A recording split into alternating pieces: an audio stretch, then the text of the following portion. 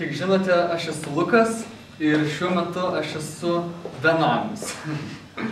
Taigi, tokia istorija kaip ir trumputė, sakyčiau. Įsikraustame į butą, pasirašėme nuomos sutartį, buto kaina, nuomos kaina tiksliau, yra 400 litų. Buto plotas yra 57 kvadratai. Sutarty buvo parašyta, kad mes pranešime, jeigu jūs turėsite įsikraustyti per 6 dienas. Puiku, viskas gerai, 400 litų buto kaina yra puiku.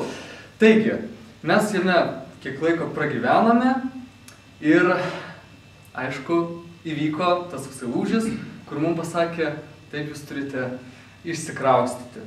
Na kągi, mes šiek tiek nusivylėme, nes pasirodo reikia išsikraustyti per 6 dienas. Tai va, tai mes, aišku, liūdna, taip toliau, bet ne taip liūdna, kaip mes nueiname į pasižiūrėti, kiek nuomos kainos dabar yra. Ir kada mes suprantame, kad už 32 kvadratinius metrus reikia mokėti apie 600 litų. Tai va, tai mano patarimas būtų atsargiai persiskaitykite sutartis, kurias pasirašinėjate.